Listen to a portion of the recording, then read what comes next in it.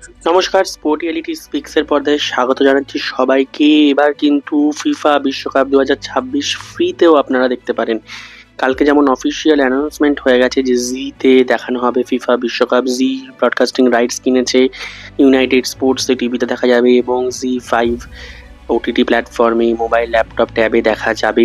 এবং শুধু 2026 নয়, 2030-এর সত্ত্বেও তারা কিনেছে এবং তাছাড়াও 39 আরও 39টা ফিফা টুর্নামেন্টের রাইটসও কিন্তু ব্রডকাস্টিং রাইটস কিন্তু 2034 পর্যন্ত ইন্ডিয়ায় জি কিনেছে এবং বহুদিন পর তারা এই স্পোর্টস ব্রডকাস্টিং ওয়ার্ল্ডে ফিরে এসছে কিন্তু ফ্রিতে। ফিফা বিশ্বকাপ 2026 দেখা যাবে কিভাবে ব্রাজিলিয়ান জার্নালিস্ট ক্যাসিমিরো মিগুয়েল, তার যে ইউটিউব চ্যানেল আছে কেএস টিভি, সেখানে কিন্তু তিনি ফ্রিতে 104টি ফিফা ওয়ার্ল্ড কাপের ম্যাচ প্রত্যেকটা ফ্রিতে কিন্তু স্ট্রিম করার জন্য রাইটস কিন্তু ফিফার কাছ থেকে কিনেছেন। এবং তার সাথে লাইভ মোড বলে একটি ব্রডকাস্টিং মিডিয়া চ্যানেল, তারা কিন্তু কোলাবোরেশন করে একসাথে রাইটসটা কিনেছে এবং সেই লাইভ মোডে কিন্তু ক্রিশ্চিয়ানো রোনাল্ডোর কিন্তু কিছু ইনভেস্টমেন্ট রয়েছে, এটাও শোনা যাচ্ছে।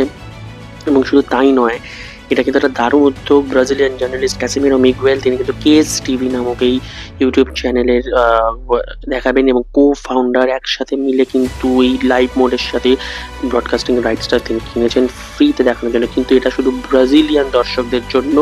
তাহলে ভারতের দর্শকরা কিভাবে দেখবেন? ভারতের দর্শকরা একটা ব্রাজিলিয়ান ভিপিএন ইউজ করলেই ব্রাজিলিয়ান তারা কিন্তু ফ্রিতে আপনারা দেখতে পারবেন। অর্থাৎ আপনি যদি পর্তুগাল, স্পেন বা ফ্রান্সের সাপোর্টার হন, কি নেদারল্যান্ডস, জার্মানি, ব্রাজিল বা ডিফেন্ডিং চ্যাম্পিয়ন্স আর্জেন্টিনা, তারা ব্যাক টু ব্যাক চ্যাম্পিয়ন হতে পারে নাকি, সব কিছু দেখার জন্য আপনি ফ্রিতেই দেখতে পারেন। যেভাবে বললাম, কেএস টিভিতে গিয়ে আপনাকে একটা ভিপিএন ডাউনলোড করে নিতে হবে, ব্রাজিলিয়ান ভিপিএন, এবং তার মাধ্যমে আপনি ফ্রিতেই দেখতে পারবেন।